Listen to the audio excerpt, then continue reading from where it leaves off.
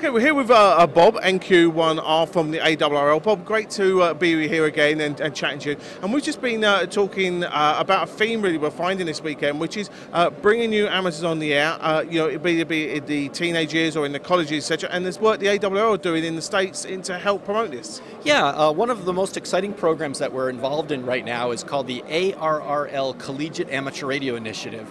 It's providing a space for college and university radio clubs, not just in the United States, but around the world. It's providing a space for them to network with one another. The Collegiate Amateur Radio Facebook page is extremely popular right now, and it's a place where colleges and universities are exchanging ideas on what it takes to sustain and support college radio club. In some respects, the space that we've created has created a renaissance among radio clubs right now at universities. And roughly, how many colleges are actually involved in the program or submitted into the program to bring more amateurs on the air? Yeah, it's many hundreds right now. And what's interesting is the Collegiate Amateur Radio Facebook page maintains a list of colleges and universities that are participating. And there are a lot of them. It's many hundreds at this point.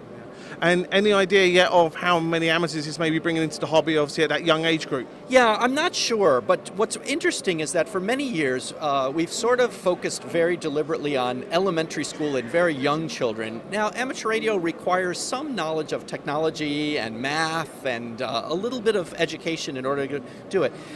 I think it's interesting that over here in Germany, the focus on young radio amateurs is 27 and younger, and in the United States, we're starting to rethink what younger means also. Isn't it okay to have lots more radio amateurs who are 20, 30, 40 years old coming into amateur radio? University is a fantastic place to plant seeds. They can be very active in their radio clubs, but then busy lives and first careers sometimes means ham radio takes a back seat.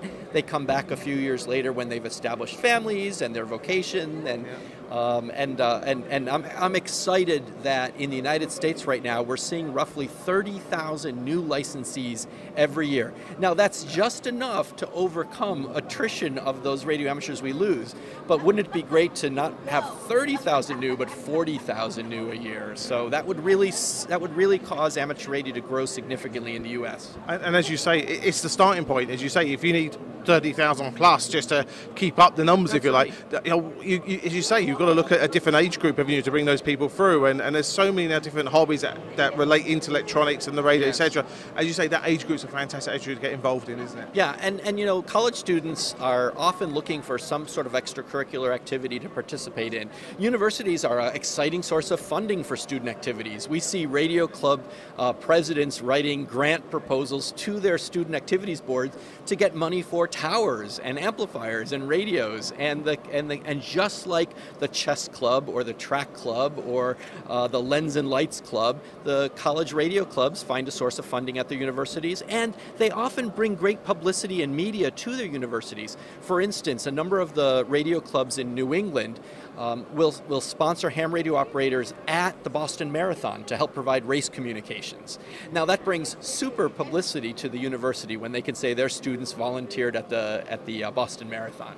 No, fantastic. So if we got listeners who either are working at a college or studying at college or university, etc., they want to get involved in this and find out how they can get some funding and help from the ARRL, who do they get in contact with? Yeah, I think they should do two things. They should visit the ARRL Collegiate Amateur Radio Initiative Facebook page. Very easy to find. Just type in ARRL Collegiate Amateur Radio and you'll find it online. We also have a website where there's some resources for colleges, universities, and mentors.